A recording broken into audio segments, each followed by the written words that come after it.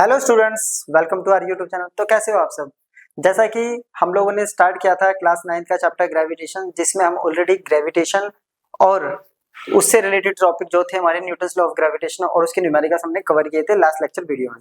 तो आज हम उससे आगे के टॉपिक्स को स्टार्ट करेंगे, जो कि हमारा आज का टॉपिक जो होगा बेसिकली वो पूरा डिपेंड होगा ग्रेविटी पे। तो चलिए स्टार्ट करते हैं हम अपना टॉपिक। तो आज का हमारा जो टॉपिक है वो है ग्रेविटी। तो ग्रेविटी समझने के लिए पहले हमें आना चाहिए कि ग्रेविटेशन क्या होता है, और ग्रेविटेशन हमने लास्ट लेक्चर वीडियो में ऑलरेडी पढ़ा था। अगर लेक्चर नहीं देखा है तो लिंक आपको डिस्क्रिप्शन में मिल जाएगा, जाके एक बार देख लीजिएगा। फिर भी मैं थोड़ा सा एक बार रिवाइज कर देता हूँ, क्योंकि ग्रेविटेशन पता होगा तो ही हमारी ग्रेविटी कंप्लीट कर पाएंगे। अब ग्रेविटेशन में हम लोगों ने पढ़ा था ग्रेविटेशन क्या होता है। अगर बात करें हम ग्रेविटेशन, अट्रैक्टिव फोर्स होती है, अट्रैक्टिव फोर्स राइट, किसके बीच में, any two bodies in universe, right. तो ग्रेविटेशन जो थी वो एक अट्रैक्टिव फोर्स थी यूनिवर्स में किसी भी दो बॉडी के बीच में। तो ग्रेविटी बिल्कुल इससे मिलता जुलता है ग्रेविटी। अब बात करते हैं हम ग्रेविटी की अपने। अगर बात करें ग्रेविटी, ये भी अट्रैक्टिव फोर्स है,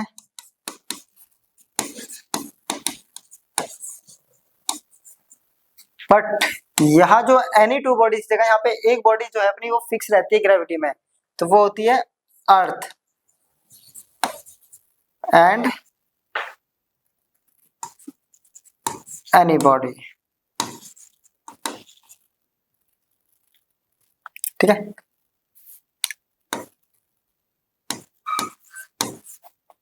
तो ये होता है हमारा क्या, ग्रेविटी, राइट। तो ग्रेविटी बेसिकली क्या होता है हमारा, अट्रैक्टिव फोर्स है किसी भी ग्रेविटी क्या होता है, अर्थ और अर्थ के सरफेस के आसपास या सरफेस के ऊपर जो बॉडी है, तो अर्थ उस पर एक अट्रैक्टिव फोर्स लगा रही है, खींच रही है अपनी तरफ, उस फोर्स को कहते हैं हम ग्रेविटी। जबकि ग्रेविटेशन जो होता है वो यूनिवर्स में लगने वाली किसी भी दो बॉडी के बीच में जो अट्रैक्शन है, फोर्स ऑफ अट्रैक्शन, उसे हम कहते हैं gravitation. Gravitation force of attraction between any two bodies in universe, and gravity क्या होगा, force of attraction between the earth and any object lying on और नियर इट्स सरफेस। क्लियर हुआ। तो gravity किसकी होती है, किसी पर्टिकुलर ऑब्जेक्ट की। यहां हम जो पढ़ रहे हैं वो अर्थ की ग्रेविटी पढ़ रहे हैं। क्लियर, अपने सिलेबस में जो ग्रेविटी है वो है अर्थ की। ठीक है, ग्रेविटी जो होती है वो ऑब्जेक्ट टू ऑब्जेक्ट होती है, जैसे लाइक ये अर्थ हो गया, मून की अपनी ग्रेविटी होगी, ठीक है, तो सन की अपनी है। लेकिन जब हम यूनिवर्स में बात करेंगे तो ग्रेविटेशन, तो ये हो गया ग्रेविटी। क्लियर, चलिए अब ग्रेविटी की बात करें तो हम लोग जो खड़े हुए हैं अभी, हम लोग, मैं खड़े होकर आपको पढ़ा रहा हूं, तो क्यों पढ़ा पा रहा हूं, ग्रेविटी की वजह से। अर्थ ने क्या करा, अपनी तरफ इसको खींचा हुआ है, ठीक है, अपनी तरफ अर्थ ने खींचा हुआ है, जिसकी वजह से हम इस पे इजिली खड़े हो पा रहे हैं। ये हो गया ग्रेविटी, राइट। कोई ऑब्जेक्ट ऊपर से छोड़ते हैं नीचे आता है, क्यों, ग्रेविटी। नीचे से ऊपर फेंकते हैं, पड़ जाता है, रुक जाता है, ग्रेविटी। ठीक है, तो ये हो गया ग्रेविटी। अब जो हम कॉन्सेप्ट है नया, जो नेक्स्ट टॉपिक है वो है अपना फ्री फॉल। अब फ्री फॉल क्या होता है, तो ये मान लेते हैं अपने पास ये सरफेस है, राइट, ये एक ऑब्जेक्ट है, इस ऑब्जेक्ट को हम क्या कर रहे हैं, ड्रॉप कर रहे हैं, बिना किसी एक्सटर्नल फोर्स के इसको ऐसे छोड़ रहे हैं तो क्या होगा, देखिए ये इस पाथ पे आएगी, डिफरेंट डिफरेंट पॉइंट पे हम कंसीडर करेंगे। मान लेते हैं इस पॉइंट पे ये ऐसे आ रही है ना, इस पॉइंट पे और इस पे ऐसे। इनिशियली यहाँ पे क्या होगा, जब इसको ऐसे छोड़ा ये रेस्ट पे था, इस पॉइंट पे कुछ वेलोसिटी है v1, यहाँ v2, यहाँ v3। तो क्या होगा, ये नीचे क्यों आ रहा है सबसे पहले, तो फ्री फॉल का मतलब क्या होता है, जब किसी ऑब्जेक्ट को हम ड्रॉप करते हैं और अर्थ की ग्रेविटी की वजह से वो नीचे की तरफ गिरती है, नीचे की तरफ कहाँ, अर्थ के सेंटर की तरफ। तो ग्रेविटी की डायरेक्शन क्या होती है, ग्रेविटी की डायरेक्शन मैंने आपको बताया नहीं है, तो डायरेक्शन मैं यहाँ बता देता हूँ। डायरेक्शन टुवर्ड्स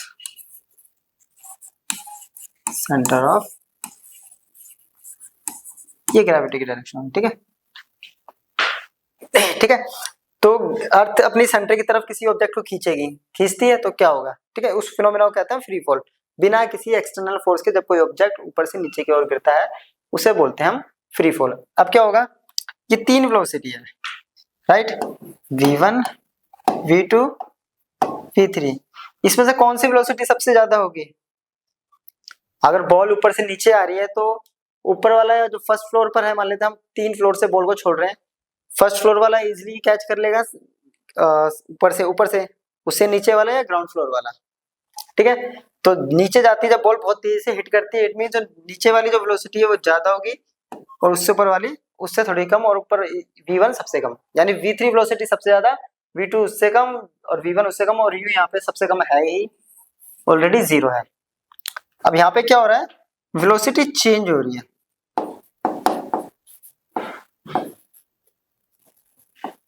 वेलोसिटी चेंज, और जैसा कि हमें पता है चेंज इन वेलोसिटी क्या होता है, चेंज इन वेलोसिटी को क्या कहते हैं हम, एक्सेलरेशन। चेंज इन वेलोसिटी होता है एक्सेलरेशन, ठीक है। तो अब तो जो हमारा फ्री फॉल है वो क्या हो रहा है, सिर्फ ग्रेविटी की वजह से हो रहा है, यानी वो मोशन जो ग्रेविटी की वजह से अकेले सिर्फ अर्थ की ग्रेविटी की वजह से हो रहा है। और जब ये फ्री फॉल होता है तो वेलोसिटी हर पॉइंट पे क्या करती है, चेंज हो रही है, यानी इंक्रीज कर रही है, यहाँ पे इंक्रीज हो रही है, इंक्रीज मतलब चेंज हो रही है, और चेंज इन वेलोसिटी हमने पढ़ा हुआ होता है एक्सेलरेशन।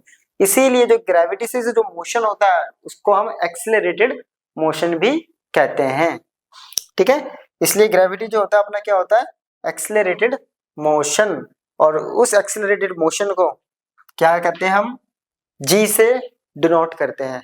जी से डिनोट मतलब ये जैसे अभी हमने यहाँ पे लिया था, ये ऑब्जेक्ट ऐसे गिर रहा था, राइट, v1 v2 v3, अब क्या होगा यहाँ पे f, है ना। जनरली हम क्या बोलते हैं, एक्सेलरेशन इक्वल्स टू होता है v minus u by T, तो ये a क्या है यहाँ पे,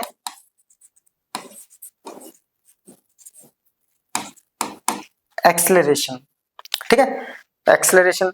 अब एक्सेलरेशन अभी हमने पढ़ा था कि एक्सेलरेशन हो रहा है, वेलोसिटी चेंज हो रही है तो एक्सेलरेशन होगा, तो यहाँ पे जो एक्सेलरेशन होता है ग्रेविटी की वजह से उसको रिप्लेस कर देते हैं हम जी की जगह, जो कि बन जाता है acceleration due to gravity, means the constant acceleration produced in the body when it falls freely under the effect of gravity alone, clear. यानी वो एक्सेलरेशन जो सिर्फ ग्रेविटी की वजह से क्या हो रहा, प्रोड्यूस हो रहा है, उसे कहते हैं हम एक्सेलरेशन ड्यू टू ग्रेविटी। अब इसे कांस्टेंट क्यों बोला, क्योंकि इसकी वैल्यू होती है फिक्स, हर पॉइंट पे फिक्स। इसका मतलब क्या भी समझाते हैं, ठीक है। और इसकी जो डायरेक्शन होगी वो होगी टुवर्ड्स द सेंटर ऑफ अर्थ, यानी अगर ये अर्थ है अपने पास, इसका सेंटर ओ है, यहाँ से एक ऑब्जेक्ट ऐसे गिर रहा है तो इसकी डायरेक्शन कैसी होगी, ये towards the centre of earth, g की डायरेक्शन, क्लियर। इसका मतलब क्या है, तो इसका मतलब मैं सिंपल सा बताता हूँ, ये ग्राउंड है अपने पास, ये एक ऑब्जेक्ट यहां से जब नीचे गिरता है तो, और वहीं एक और केस ले रहे हैं, इसको यहां से ऊपर फेंक रहे हैं,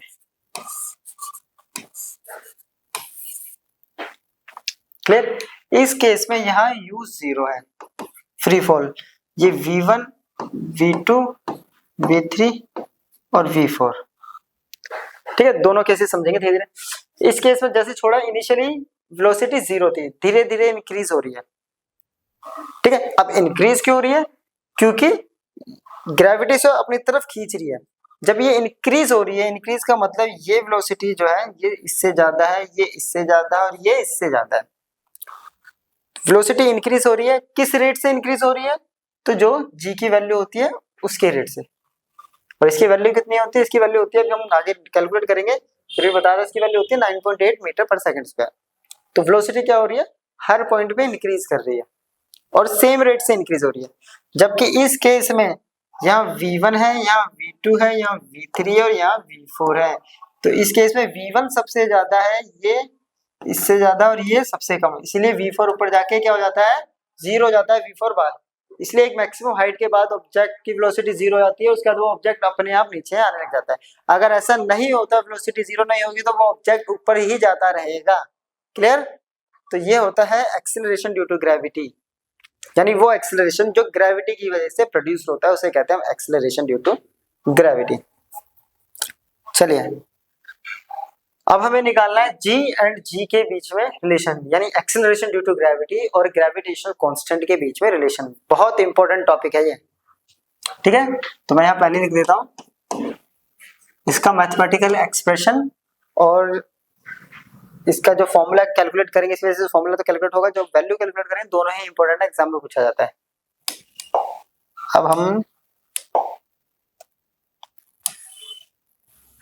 जब भी इसको सॉल्व करेंगे तो ये अपने पास क्या है, अर्थ।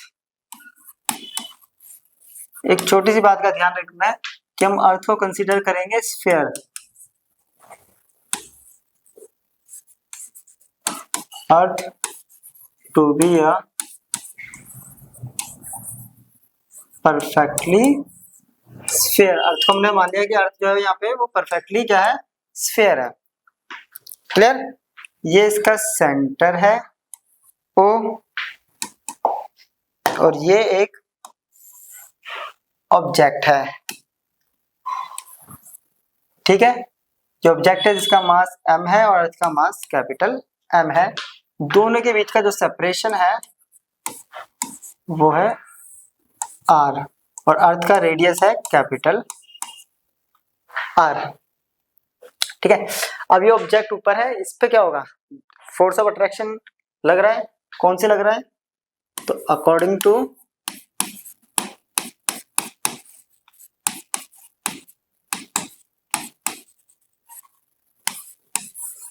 अब न्यूटन्स लॉ ऑफ ग्रेविटेशन क्या बोलता है हमें, वो बोलता है कि force equals to G product of masses of both objects. इसका मास m, इसका मास स्मॉल m, और इनके बीच का डिस्टेंस का स्क्वायर। क्लियर? First equation. अब साथ साथ इस पे अट्रैक्शन लग रहा है, इसमें मूव होगा ऑब्जेक्ट, ऊपर से नीचे आएगा ना, तो ऑब्जेक्ट नीचे आएगा तो इस पे फोर्स लग रही है, वो फोर्स किसकी वजह से लग रही है, तो according to Newton's second law क्या बोलता है, F equals to mg, right. F equals to mg।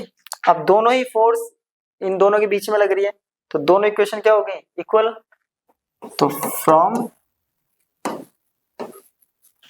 Equation 1 and 2 तो क्या आ रहा है यहाँ पे, mg equals to g m by, ये इससे कैंसिल, तो g इक्वल्स टू क्या आ रहा है, g m by are square, right. G M by are square आ गया। ये तो हो गया जब ऑब्जेक्ट यहां से यहां तक है, ठीक है। अब इफ कंडीशन है object lying on surface of, हम मान लेते हैं कंडीशन ये है कि ये ऑब्जेक्ट यहां ना होकर अगर इस सरफेस पे यहां होता सपोज, तो इन दोनों का जो डिस्टेंस है वो r जो है वो रिप्लेस होके क्या बन जाएगा, कैपिटल R, यानी रेडियस। इसके बीच का डिस्टेंस कितना हो गया, रेडियस। तो इक्वेशन क्या होगी अपने पास, g equals to G M by are square, small g equals to G M upon R square, ठीक है। ये रिलेशन आ गया, यहां तो बन गया रिलेशन, ठीक है। रिलेशन अब जरा समझिए, इस रिलेशन में क्या है, capital G universal constant, m कि m क्या है, अर्थ का मास, ठीक है। आर स्क्वायर क्या है, अर्थ रेडियस, अर्थ का रेडियस। तो ऑब्जेक्ट का मास कहाँ है, कहीं नहीं। तो इसका मतलब acceleration due to gravity object के मास पे डिपेंड नहीं करती, सिर्फ किस पे डिपेंड करती है, अर्थ के मास पे और अर्थ के रेडियस पे, ठीक है। तो इसी से ही क्वेश्चन बनता है, ठीक है। और इसी को डिस्कवर किया था, इसी को देखा था, गैलीलियो ने भी देखा था, ठीक है। बॉयल्स जो थे उसने भी ये चीज क्या करी थी, प्रूफ करी थी। गैलीलियो ने क्या करा था, 3 डिफरेंट डिफरेंट मास के, ठीक है, 3 डिफरेंट डिफरेंट मास के ऑब्जेक्ट्स को ऊपर से बिल्डिंग से नीचे फेंका था। ये पीसा में इन्होंने ये परफॉर्म किया था। तो दोनों को टाइम क्या लगा था, दोनों ये तीनों सॉरी सेम टाइम पर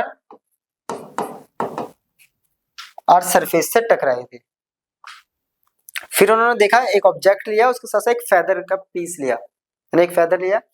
तो जो ऑब्जेक्ट था, फेदर हल्का हो गया, ऑब्जेक्ट भारी हो गया, तो कौन पहले आएगा, फेदर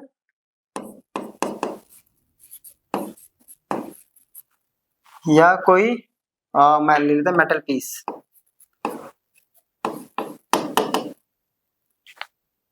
है ना।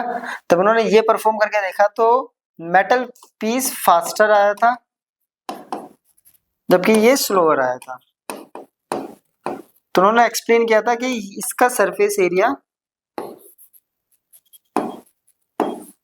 कैसा है, ग्रेटर सरफेस एरिया है, जिसकी वजह से एयर रेजिस्टेंस कैसा हुआ, लार्ज। तो एयर का रेजिस्टेंस लार्ज हुआ इसके ऊपर, जिसकी वजह से ये स्लोअर आया था। ठीक है, सरफेस एरिया ज्यादा होने की वजह से एयर रेजिस्टेंस ज्यादा था, जबकि मेटल पीस फास्टर था।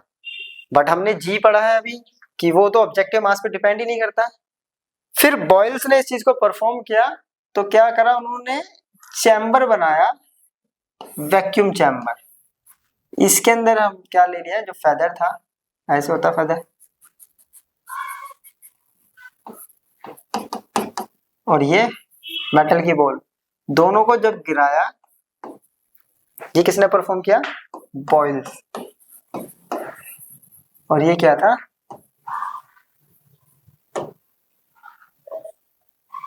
गैलीलियो, ये बॉयल। तो दोनों के दोनों की जो पोजीशन थी यहाँ पे आने की, वो कैसे थे, दोनों ने सेम टाइम पे इसके बेस से टकराए थे।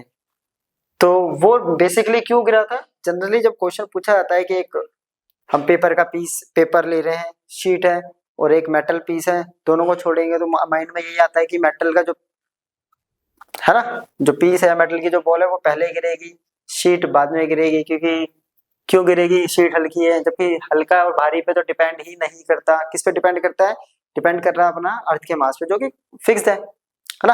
हाँ, एयर रेजिस्टेंस था वो इन्होंने सही कहा था, लेकिन इस चीज को परफॉर्म नहीं किया था इन्होंने। तो बॉयल्स ने ये परफॉर्म करके देखा, किसके अंदर, एक वैक्यूम चैम्बर के अंदर, जिसमें से सारी एयर बाहर निकाली। जब देखा तो दोनों ही सेम टाइम पे आते हैं। सरफेस एरिया बड़ा होने की वजह से बिना वैक्यूम चैम्बर के एयर रेजिस्टेंस ज्यादा लगता है, जिसकी वजह से उसका मोशन स्लो हो जाता है। वहीं उस बॉल को अगर हम क्रम्बल कर दें, यानी उस शीट को हम ऐसे करके बॉल बना देंगे, तब आके और गिरेंगे तो वो दोनों सेम टाइम पे आएंगे। ठीक है, तो ये था। और इसी जी की वजह से ही क्या होती है, कोई भी ऑब्जेक्ट ऊपर जाते टाइम डिक्रीज करता है, नीचे जाते टाइम इंक्रीज करता है। क्लियर, चलिए अब हम क्या करते हैं, इस जी की एक बार वैल्यू निकाल लेते हैं। तो वैल्यू ऑफ, अब जी की वैल्यू निकालने के लिए फॉर्मूला आया है G M by are square. Capital G कितना होता है, ये लास्ट क्लास में बताया था, newton metre square per KG square. Earth का मास कितना होता है, 6 इंटू 10⁻24 kg। अर्थ का रेडियस होता है 6.4 10⁻6 मीटर। क्लियर, इन सारी वैल्यूज को यहाँ सब्स्टिट्यूट कर देते हैं।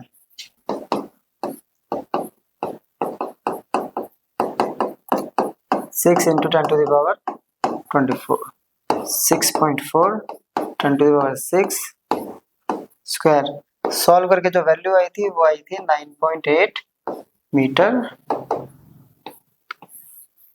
तो इस रेट से कोई भी ऑब्जेक्ट ऊपर जाता है तो वेलोसिटी डिक्रीज करती है, नीचे आता है तो वेलोसिटी क्या करेगी, अपनी इंक्रीज करेगी। तो बेसिकली किस पे डिपेंड है अपना, इस वैल्यू पे। तो ये होती है हमारी एक्सेलरेशन ड्यू टू ग्रेविटी की वैल्यू।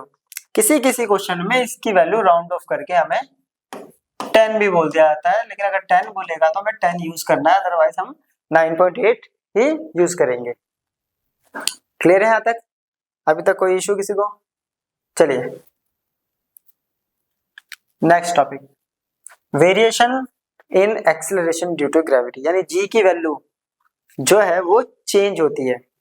क्यों? क्योंकि जी की डायरेक्शन क्या है, टुवर्ड्स द सेंटर ऑफ अर्थ की तरफ, उसकी सेंटर की तरफ जो है क्या है, उसकी वैल्यू डायरेक्शन है ना, उसकी वैल्यू सेंटर की तरफ जा रही है। अब आएगा तो सबसे पहला जो इफेक्ट है वो है effects of shape of earth.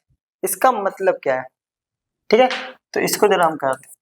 अर्थ को हमने अभी जो कैलकुलेशन करी थी वो अर्थ को परफेक्टली स्फेयर मान के करी थी, बट जो अर्थ है वो एक परफेक्टली स्फेयर है ही नहीं, वो एक कुछ ऑरेंज जैसा है, जो बीच में से थोड़ा सा क्या फ्लैट है, जबकि साइड से थोड़ा सा बल्जिस है, यानी उभरा हुआ है। तो उसकी जो शेप है वो कुछ ऐसी है।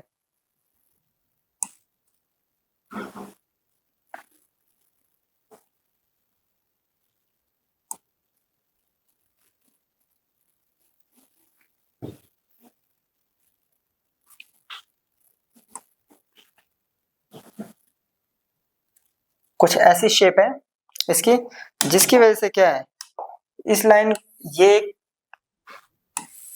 अब ध्यान से देखना, ये इसका सेंटर हो गया, ये होते हैं हमारे पोल, जिसे हम कहते हैं पोलर रीजन। ये है equatorial line,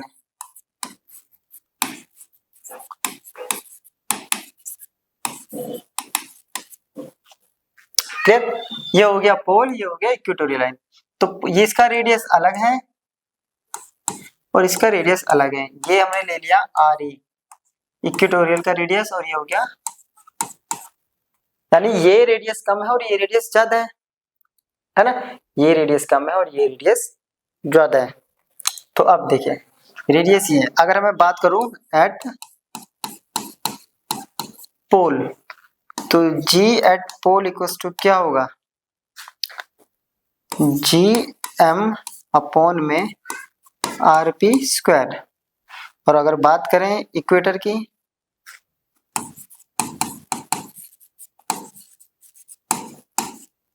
ji at equator equals to G M upon में, ठीक है, ये फॉर्मूला बन गया। अब साफ पता चल रहा है कि जो इक्वेटर का रेडियस है वो ग्रेटर है पोल का रेडियस का, और ये भी हमें पता है कि जो जी होता है वो इनवर्सली प्रोपोर्शनल होता है, या इट मींस जिसका रेडियस ज्यादा उसका जी कम, और जिसका रेडियस कम उसका जी ज्यादा। It means acceleration due to gravity at pole और एक्सेलरेशन ड्यू टू ग्रेविटी, इसमें से कौन ज्यादा होगा, तो ये, क्योंकि जिसका रेडियस कम उसका एक्सेलरेशन ड्यू टू ग्रेविटी ज्यादा। इट मींस जैसे जैसे हम पोल की तरफ जाएंगे तो एक्सेलरेशन ड्यू टू ग्रेविटी बढ़ेगा, और पोल से अगर इक्वेटर की तरफ जाएंगे तो एक्सेलरेशन ड्यू टू ग्रेविटी घटेगा, है ना। तो acceleration due to gravity at pole is greater than acceleration due to gravity at equator. तो पहला वेरिएशन हो गया शेप, शेप से समझ में आया, क्योंकि अर्थ जो है वो परफेक्टली स्फीयर नहीं है। चलिए दूसरा जो है, अब हम बात करते हैं हाइट से, यानी अर्थ से ऊपर जाएंगे तो क्या होगा।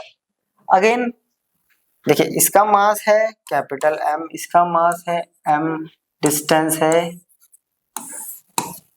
आर, ये डिस्टेंस आर हो गया ना, ठीक है। तो क्या आएगा, G equals to G M upon में, ये फॉर्मूला हमने बनाया था, क्लियर, अर्थ के लिए। अब यहां से ये जो आर है वो सिर्फ इतना है। अब जैसे जैसे हम सेंटर से ऊपर की तरफ राइज कर रहे हैं ऑब्जेक्ट को, तो आर क्या हो रहा है, यानी डिस्टेंस जो है इंक्रीजेस, और वो क्या हो गया, यहाँ पे जो आर है वो ग्रेटर देन है, डिस्टेंस इंक्रीज कर रहा है, तो जी और आर इनवर्सली है, तो जी क्या करेगा, ऑल्सो डिक्रीजेस। तो जी की वैल्यू क्या होगी, डिक्रीज करेगी, जैसे जैसे डिस्टेंस बढ़ेगा वैसे वैसे जी की वैल्यू भी डिक्रीज करेगी, ठीक है।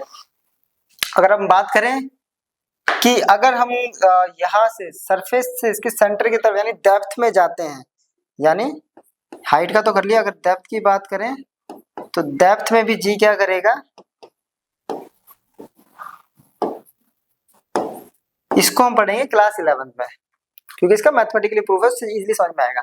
जैसे जैसे डेप्थ पे जाएंगे हम, डेप्थ से यानी सरफेस से सेंटर की तरफ जाएंगे तो भी जी की वैल्यू क्या करेगी, डिक्रीज करेगी। और सेंटर पे जी की वैल्यू क्या होगी, at centre, G at centre जो होगा वो 0 हो जाएगा। सेंटर पे जी की वैल्यू होती है 0। अब ये तो पता चल गया कि जैसे जैसे हम सरफेस से ऊपर जा रहे हैं जी की वैल्यू डिक्रीज, सरफेस से सेंटर की तरफ जा रहे हैं जी की वैल्यू डिक्रीज, सेंटर पे जी 0, तो जी की वैल्यू होगी कहाँ, तो जी की वैल्यू जो होती है मैक्सिमम एट सरफेस पे रहेगी मैक्सिमम, और वो कितनी है 9.8 मीटर पर सेकंड। तो एक्सेलरेशन ड्यू टू ग्रेविटी की जो सबसे मैक्सिमम वैल्यू रहेगी वो अर्थ के सरफेस पे रहेगी। सरफेस से ऊपर नीचे अंदर बाहर कहीं भी जाएंगे तो वो वैल्यू डिक्रीज करेगी, सेंटर पे 0 हो जाएगी और सरफेस पे हमेशा ऑलवेज मैक्सिमम। यहाँ तक क्लियर है पॉइंट। चलिए, वेरिएशन हो गया, ग्रेविटी हो गई, एक्सेलरेशन ड्यू टू ग्रेविटी हो गया, कैसे होता है ये। चलिए, अब है motion of object under the influence of gravity only. Clear यहां तक, ठीक है, अभी तक टॉपिक क्लियर है। यानी ग्रेविटी की वजह से मोशन पे क्या इफेक्ट पड़ रहा है, ये मोशन कैसे चेंज होता है। अभी हमें पता चला कि एक्सेलरेशन जो है वो जी में कन्वर्ट हो जाता है, राइट, ए जो है वो जी में कन्वर्ट हो जाता है, ए इक्वल टू जी हो जाता है। तो हमने जो इक्वेशंस ऑफ मोशन पढ़ी थी वो क्या क्या पढ़ी थी, first v equal to u plus A T, S equal to U T plus half A T square, V square minus U square equal to, ये हम पढ़ के आए थे, राइट। फोर्स वाले चैप्टर और उससे पहले मोशन चैप्टर में भी हमने ये पढ़ा था। अब जब बात आती है in case of gravity, in case of, तो एक्सेलरेशन रिप्लेस हो जाता है जी की जगह, जब भी बताया था, और डिस्प्लेसमेंट रिप्लेस हो सकता है एच, हाइट की जगह हाइट बोल देते हैं, क्योंकि जब वर्टिकली कंसीडर करते हैं तो हम हाइट, बाकी हम डिस्टेंस डिस्प्लेसमेंट भी यूज कर सकते हैं, कोई इशू नहीं है, ठीक है। तो सारी इक्वेशन जो है वो चेंज होके क्या बन जाएगी, अब इसके कंपैरिजन में यही लिखेंगे, तो v equals to u plus ji T, second h equals to U T plus half G T square, और v square minus U square equals to 2g। तो जहां भी a था वहां g पुट कर दिया, जहां s था वहां h पुट कर दिया, और इक्वेशन अपनी ये आ गई। क्लियर। चलिए, अब इसमें ना दो तीन चीजें हम जरा कंसीडर कर लेते हैं। एक तो u कब कब 0 होगा, ठीक है, तो इसको मैं नेक्स्ट पेज पे करता हूँ, एक बार इसको नोट कर लीजिए, हो गया, आप लोगों ने नोट कर लिया, ठीक है। अब देखा, मैन u इक्वल्स टू 0, तो ये कब होगा, in case of free fall, in case of free fall, free fall के केस में। अब फ्री फॉल में क्या होता है कि ऑब्जेक्ट यहाँ है और वो बिना किसी, अभी बताया था एक्सटर्नल फोर्स के जब गिरेगा तो इनिशियल वेलोसिटी 0 होती है, जैसे किसी पहाड़ी से गिर गया, छत से कोई ऑब्जेक्ट गिर गया तो u 0, इन केसेस में u 0। अब दूसरा है कि v कब 0 होगा,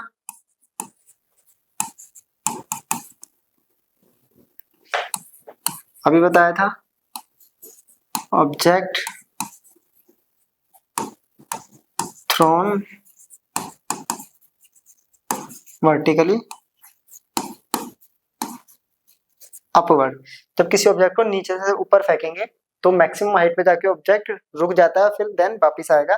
तो इस केस में क्या होगा, यहां से फेंका तो एक हाइट पे जाके ऑब्जेक्ट रुक गया तो v 0, उसी के बाद वो वापस नीचे आता है। नेक्स्ट, एक ऑब्जेक्ट ये रहा, दो केस है, और ये ऊपर से जब नीचे आएगा ऑब्जेक्ट तो जी की वैल्यू होगी पॉजिटिव, क्लियर, और नीचे से जब ऊपर जाएगा तो जी की वैल्यू होगी नेगेटिव। यहां तक क्लियर है? पॉजिटिव क्यों? क्योंकि डायरेक्शन इसकी क्या है, ये अर्थ का क्या है, सरफेस सेंटर की तरफ डायरेक्शन है, सेम डायरेक्शन में ट्रेवल करेगा पॉजिटिव, ऑपोजिट डायरेक्शन में ट्रेवल करेगा नेगेटिव, और जी की वैल्यू हमें पता है 9.8 पॉजिटिव नीचे की तरफ लेंगे, ऊपर की तरफ 9.8 नेगेटिव ले लेंगे, ठीक है। अब दो चीज बताते हैं आपको, तो ऊपर जाएगा ये रहा ऑब्जेक्ट, और फिर यहां से जब नीचे आएगा, ठीक है, ऊपर जाने और नीचे आने का जो टाइम होता है वो कैसा रहेगा, सेम, ये टाइम भी अगर टी है तो ये भी होगा टी। ऊपर जाने की प्रोसेस को क्या कहते हैं हम, एसेंट, और इसको क्या कहते हैं, डिसेंट। तो ऊपर जाने का टाइम यानी टोटल टाइम जो होता है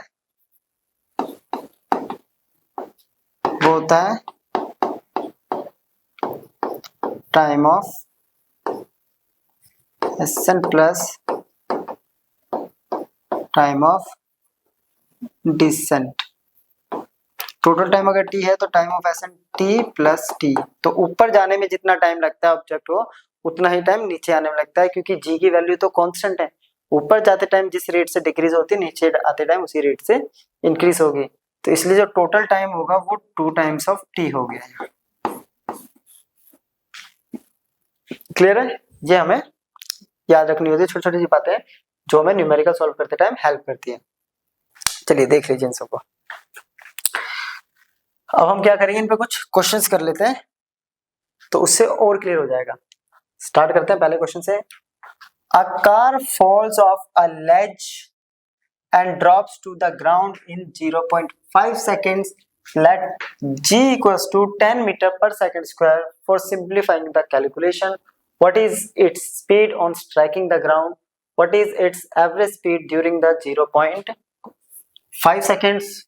How high is the ledge from the ground? क्या कह रहा है, एक कार है वो किसी चोटी से, ऊंचाई से फॉल यानी गिर जाती है, ये सामने जो मैंने हाईलाइट किया है वो इसीलिए क्या है, और and drop to the ground, ground पे ड्रॉप, इजी और कर दिया, ड्रॉप भी लिख दिया। इसको ऐसे करने में 0.5 सेकंड लगता है। जब ऊपर से कोई चीज ड्रॉप करती है तो क्या जीरो होता है, इनिशियल वेलोसिटी। नीचे आने में टाइम कितना लग रहा है इसको, 0.5 सेकंड्स। जी की वैल्यू कितनी बोली है, 10, ऊपर से नीचे आ रहा है तो पॉजिटिव है ना, पॉजिटिव सब कुछ। First,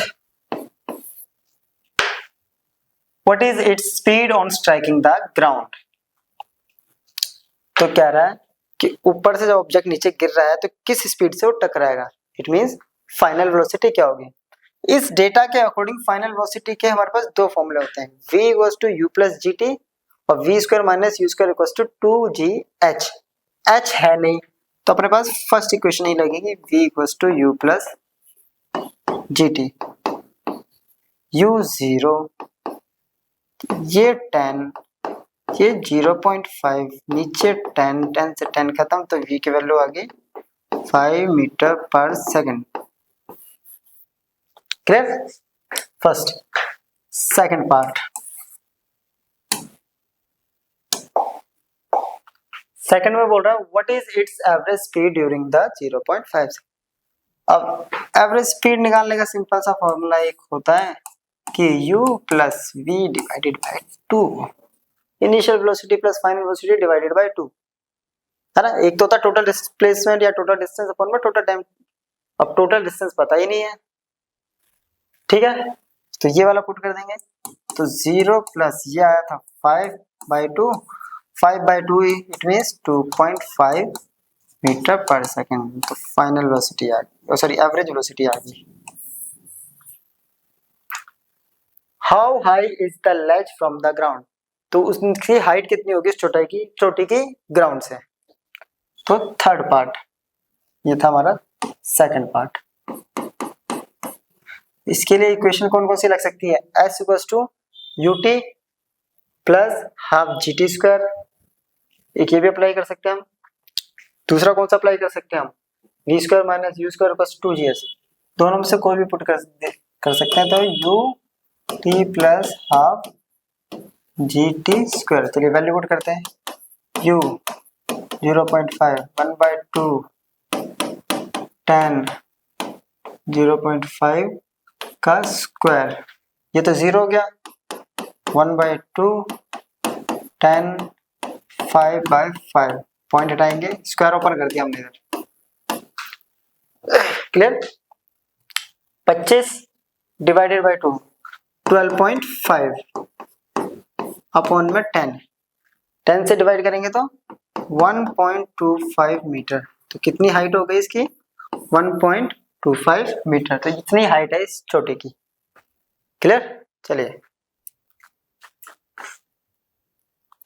next question. An object is thrown vertically upwards and rises to a height of 10 meter. Calculate first the velocity with which the object was thrown upward and the time taken by the object to reach the highest point. किसी object को हम नीचे से ऐसे फेंक रहे हैं, vertically upward फेंक रहे हैं, तो फाइनल वेलोसिटी 0, मैक्सिमम हाइट पे जाके 0। ऐसे करने में जो हाइट है वो कितनी है, 10 मीटर। ऊपर फेंक रहे हैं, g की वैल्यू कितनी होगी, -9.8, हमें दे नहीं रखी तो हम 9.8 लेंगे। Velocity with which the object was thrown upward, किस वेलोसिटी से ऊपर फेंका गया है। अब वेलोसिटी के दो फॉर्मूले, v = u + gt। अब टाइम नहीं है तो ये तो अप्लाई नहीं हुआ। दूसरा है s = ut + half gt square, again time नहीं दे रखा। तीसरी है v square minus u square = 2g। तो फर्स्ट क्या है, v square minus u square = 2g। तो ये अप्लाई हो जाएगा क्योंकि ये हमें गिवन है, ये फाइंड आउट करना है, इसकी वैल्यू गिवन है और इसकी वैल्यू भी गिवन है। पॉइंट हटाएंगे, 10 से 10, ये माइनस से माइनस इससे कैंसिल, तो u स्क्वायर = आ गया ये 196। तो u क्या आ गया, √196, और 196 का रूट होता है 14। तो u = 14 मीटर। तो इस वेलोसिटी से इसको फेंकेंगे ऊपर की तरफ। सेकंड कह रहा है टाइम कितना लगेगा ऊपर जाने में, तो इसके लिए तो ये वाली इक्वेशन पुट कर देते हैं, इजी हो जाएगा इससे।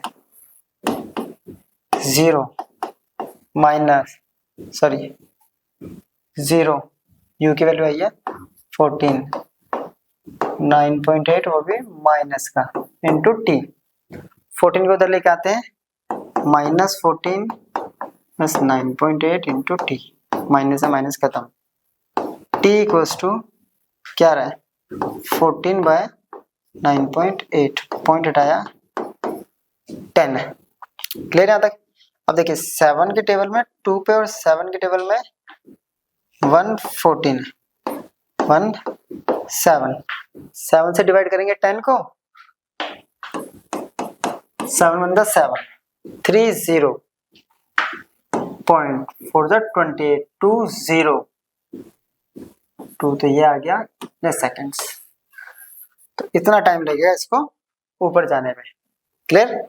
चलिए नेक्स्ट क्वेश्चन। ठीक है, ये रहा नेक्स्ट क्वेश्चन। क्या रहा है, a ball is thrown vertically upward with a velocity of 49 metre per second. एक ऑब्जेक्ट को नीचे से ऊपर फेंका है इस वेलोसिटी से। Calculate the maximum height to which it rise, जो सेम बोला था, the total time it takes to return to the surface of the earth. चलिए स्टार्ट करते हैं। नीचे से ऊपर फेंक रहे हैं, final velocity 0, initial velocity 49 metre per second दे रखा है ना। नीचे से ऊपर फेंक रहे हैं इस वेलोसिटी से। जी की वैल्यू होगी अपने पास -9.8 metre per second square. Clear है यहाँ तक। फर्स्ट पॉइंट मैक्सिमम हाइट, इस डेटा के अकॉर्डिंग तो अपने पास लग रहा है v square minus U square equals to 2gh। तो h निकालना है, v 0, u 49 का स्क्वायर, ये माइनस 9.8। h निकालना है, इसको दिला के डिवाइड कर देते हैं। h equals to minus 49 square है तो 2 बार कर दिया, ये माइनस आगे रख देते हैं और 9.8 पॉइंट हटाएंगे तो 10, माइनस से माइनस खत्म, 2 पे, ठीक है। चलिए 4, ये आ गया अपने पास 49 अपॉन में 4 से डिवाइड करेंगे तो ये जाएगा 1 2 पॉइंट, इसको डिवाइड करते हैं 49/4 इंटू 10, ठीक है। ये आ रहा है 1 2 जा 8 10.25 इंटू 10, राइट। ये 10 इससे मल्टीप्लाई करेंगे तो क्या होगा, ये आगे वैल्यू 122.5 मीटर, तो इतनी हाइट इसकी होगी। सेकंड कह रहा था total time it takes to return to the surface of the earth. It means यहां से इसको ऊपर फेंका टी टाइम में और ये नीचे आने में कितना लेगा टी टाइम, तो टोटल टाइम इसको कितना लगा वापस अर्थ पे आने के लिए, है ना। नीचे से ऊपर गया, ऊपर से फिर नीचे आया, तो इसने कितना टाइम यहाँ लिया। तो हम पहले स्मॉल टी निकाल लेते हैं, ऊपर जाने का कोई भी टाइम, टाइम ऑफ एसेंट निकाल लेते हैं, टाइम ऑफ डिसेंट हमें मिल जाएगा, ठीक है। तो उसके लिए सिंपल सा है अपने पास v equals to Q plus ji T, ये तो 0 था, 49 9 टी, ये आ गया माइनस 49 9.8 टी, माइनस से माइनस खत्म, इसको उधर लेके आते हैं तो t इक्वल्स टू 49/9.8 पॉइंट हटाएंगे इसका, तो यहाँ लग गया 10 2, ये हो गया 5, तो t इक्वल्स टू, तो total time t equals to, ये देखिए अभी बताया था मैंने, दोबारा बताता हूँ क्या हो गया, time of ascent plus time of descent, it means 5 + 5, तो ये आ गया, तो नीचे से ऊपर और ऊपर से नीचे आने में जो टाइम लेगा वो लेगा 10 सेकंड्स, तो इतना टाइम लगेगा। क्लियर है यहाँ तक। चलिए नेक्स्ट क्वेश्चन करा, a stone is release from the top of a tower of height 19.6 metre, calculates its final velocity just before touching the ground. एक ऑब्जेक्ट को किसी टावर की हाइट से छोड़ दिया, जब छोड़ा तो उसकी हाइट थी, तो जी की वैल्यू कितनी होगी नीचे की तरफ पॉजिटिव, ऊपर से छोड़ा इनिशियल वेलोसिटी 0, फाइनल वेलोसिटी हमें निकालनी है, सब कुछ तो दे दिया है, तो फाइनल वेलोसिटी ये हो गया v स्क्वायर u 0 9.8, h कितना है 19.6, ठीक है। v स्क्वायर इसको मल्टीप्लाई करेंगे तो ये भी आएगा 19.6 to 19.6, स्क्वायर तो जाएगा तो √19.6 इंटू, तो आंसर तो आएगा अपने पास, कितना आ गया 19.6 मीटर पर सेकेंड। चलिए क्लियर यहाँ तक।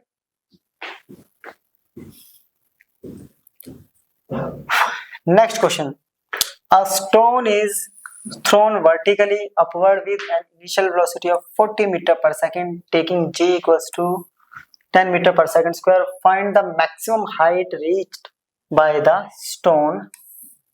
What is the net displacement and the total distance covered by the stone? Object है, नीचे से ऊपर फेंका गया है, इनिशियल वेलोसिटी हमें बोल दिया है 40 मीटर पर सेकेंड, जबकि g की वैल्यू जो लेनी है वो लेनी है 10, और नीचे से ऊपर फेंक रहे हैं तो -10, ठीक है। और v कितना हो जाएगा यहाँ जाके 0। तो हमें मैक्सिमम हाइट निकालनी है। पहला पार्ट हो गया clear. v square minus u square equals to 2gh 0 40 का स्क्वायर -10 इंटू हाइट। ये सब इधर लाके डिवाइड कर देते हैं तो height equals to -40 into 40 square open कर दिया -2 इंटू 10 इसको इससे डिवाइड, ये गया इससे, ये गया 2 इंटू 40 तो हाइट आ गया अपने पास 80 मीटर, ठीक है। 80 मीटर हो गया। सेकंड पार्ट बोल रहा है what is the net displacement.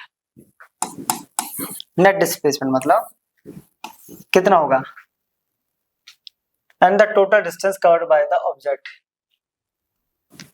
Net displacement ये यहां से इधर गया और फिर यहां से वापस इधर आया। तो डिस्प्लेसमेंट देखिए इनिशियल और फाइनल पोजीशन क्या है सेम, तो नेट डिस्प्लेसमेंट कितना हो गया।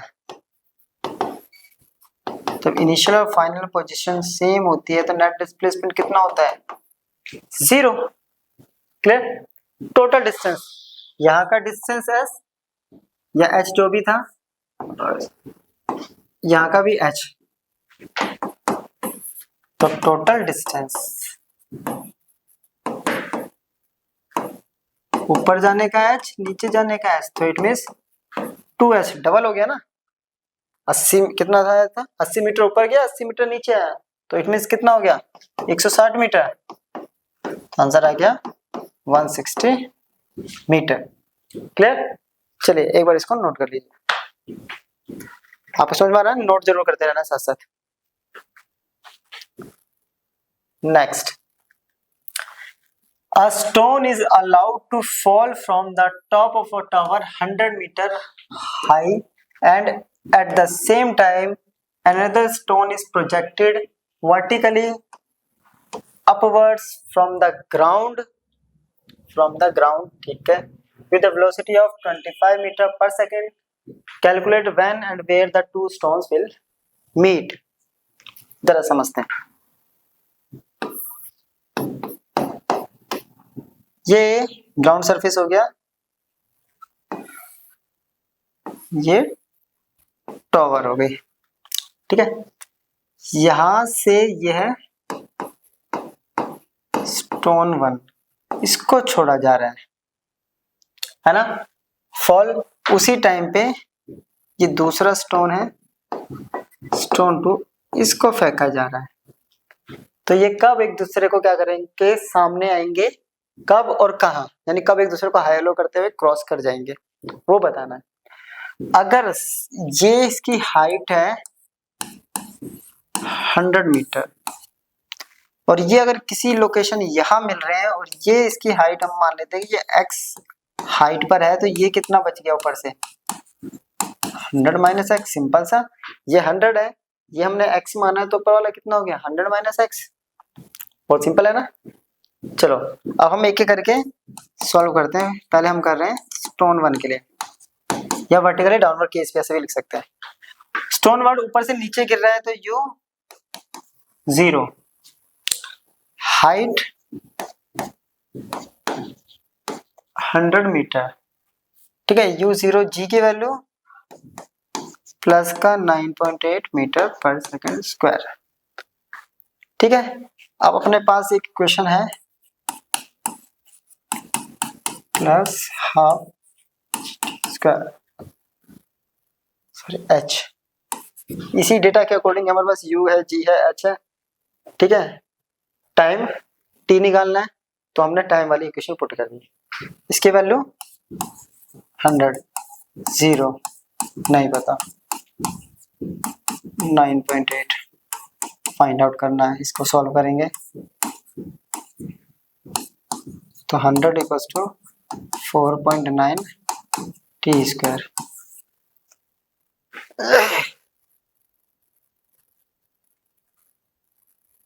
सॉरी h तो अपने पास है 100 माइनस एक्स, इसके लिए ले रहे हैं ना 100 माइनस एक्स।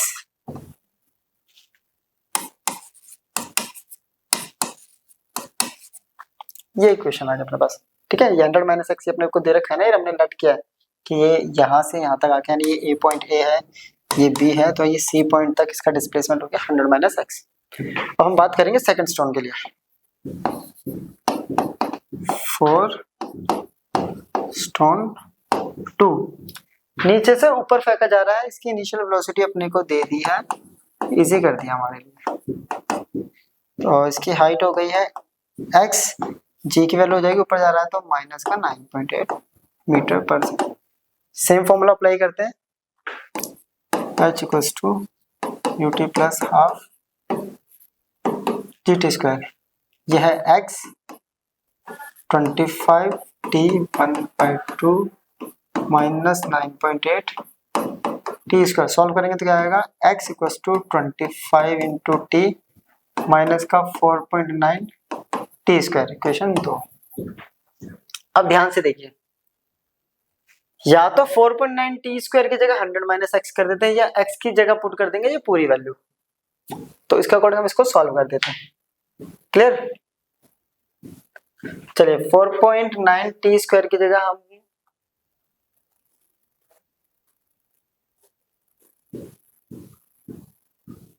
यहाँ से भी वैल्यू निकालनी पड़ेगी। चलिए वैल्यू निकालते हैं, इसको तो लिखाते हैं 4.9 T square equals to 25 T minus X, equation 2। इसको पुट कर देते हैं यहाँ पर फर्स्ट इक्वेशन में। ठीक है, तो ये 100 माइनस एक्स, ये आ गया 25 टी माइनस एक्स, एक्स से एक्स खत्म, तो टाइम कितना आ गया 100/25, दैट इज 4 सेकेंड्स। तो 4 सेकंड के बाद वो क्या करेंगे, मिलेंगे। ठीक है, ये तो आ गया अपने पास, 4 सेकंड के बाद वो हम एक दूसरे से मिलेंगे। अब इसकी वैल्यू को, t की वैल्यू को यहाँ पुट कर देंगे तो x निकल जाएगा। इस इक्वेशन में पुट कर देते हैं या इस इक्वेशन में पुट कर देते हैं तो x अपने पास निकल जाएगा। तो चलिए यहाँ से इसको x को इधर लेके आते हैं,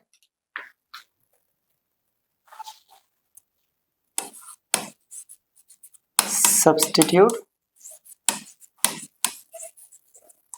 value of t in equation first. ये थी 100 minus X equals to 4.9 T square, 100 minus X equals to 4.9 into 4 into 4, it means 16 into 14 9, right. 54 5 54 29 9 4 4 8, ये आ गया 100 माइनस एक्स इक्वल्स टू 78.4। इसको तो लेके आएंगे तो x इक्वल्स टू 100 माइनस 78.4। ठीक है, 100 से अगर 78 माइनस करेंगे तो ये आ गया 22, और इसमें से भी 4 माइनस करेंगे तो 21.6, तो ये आ गया 21.6 मीटर। यानी x की वैल्यू कितनी आ गई, यानी ये डिस्टेंस हो गया 21.6, ये हो गया 78.4। तो ये अपने को डिस्टेंस बढ़ गया कि नीचे से 21.6 पे और ऊपर से 78.4 मीटर पे, ये दोनों एक दूसरे से मिलेंगे। ठीक है, चलिए तो क्वेश्चन है अपना, a ball thrown up vertically returns to the throwers after 6 seconds. The velocity with which, find the velocity with which it was thrown up, the maximum height it reaches and its position after 4 seconds. तो question जो अपना कह रहा है कि एक ball है, उसको वर्टिकली ऊपर फेंका गया है अपवर्ड डायरेक्शन में। ठीक है, फिर वो वापिस आ रहा है फेंकने वाले के हाथ में 6 सेकंड में। तो अपने को क्या फाइंड आउट करना है यहाँ पे कि किस वेलोसिटी से उसको फेंका गया है। तो क्वेश्चन कुछ ऐसा है अपने पास कि ये बॉल है, इसको ऐसे फेंका और ये ऐसे वापिस आ गया, राइट, ऐसे ये वापिस आ गया है। तो जब नीचे से कोई चीज ऊपर जाती है, मैक्सिमम हाइट पे v कितना हो जाता है 0, g की value -9.8 metre per second square. अब बात आती है टाइम, यहां से लेके यहाँ गया फिर वापस आया, ये जो टोटल टाइम इसको लगा ये लगा 6 सेकंड है ना। इसमें क्या लिखा है 6 सेकंड, तो ये क्या हो गया t इक्वल्स टू 6 सेकंड। अब ये t किसके बराबर होता है, तो ये हम लोगों ने पढ़ा था, तो टोटल टाइम जो होता है वो होता है टाइम ऑफ एसेंट प्लस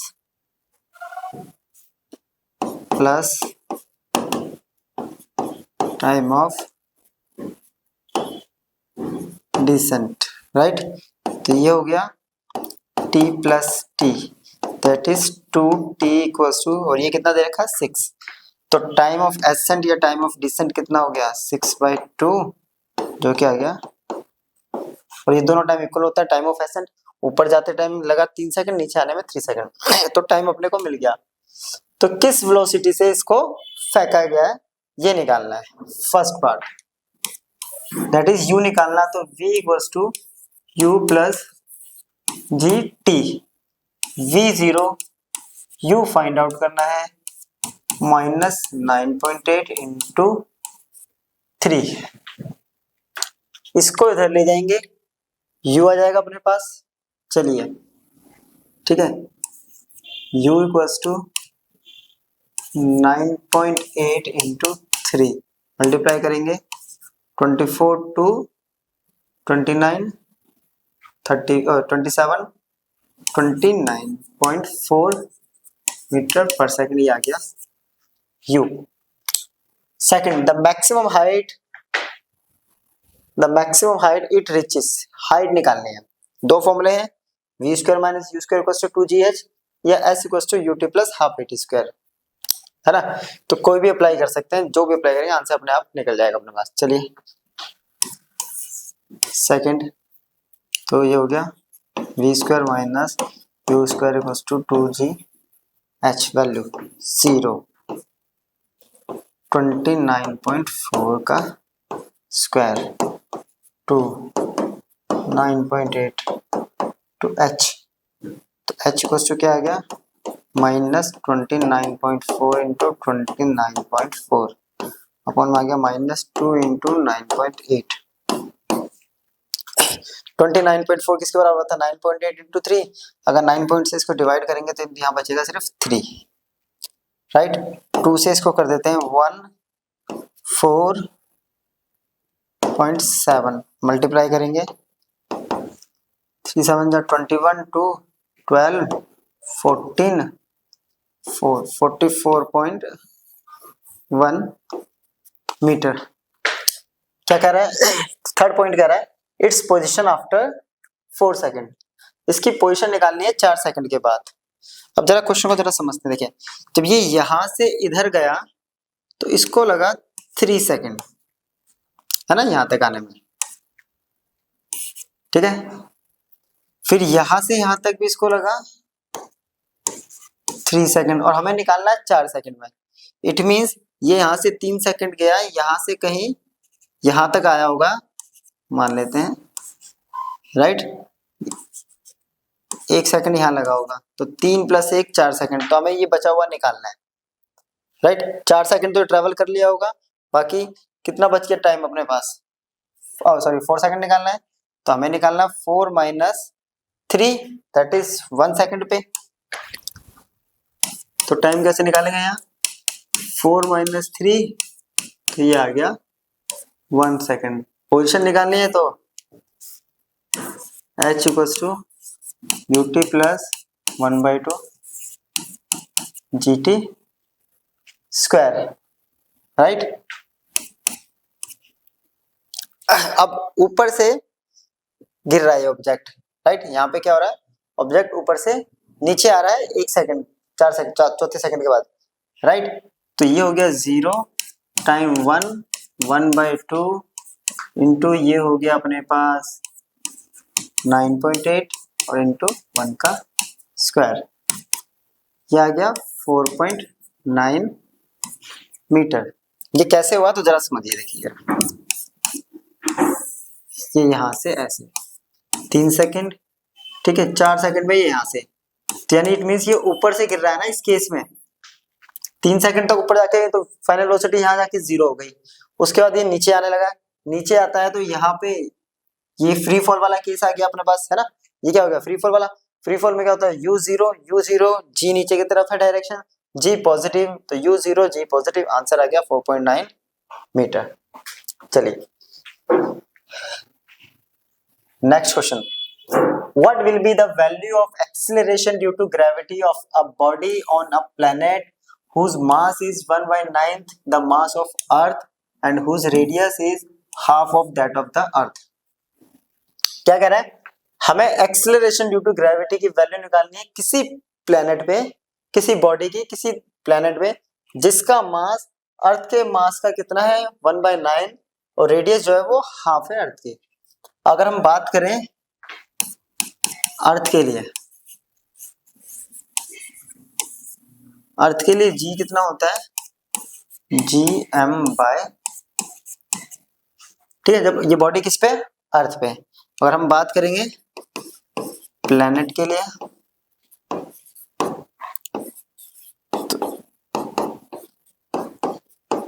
तो बस क्या लगा देंगे हम, p लगा देंगे। अब कंडीशन क्या दे रखी है,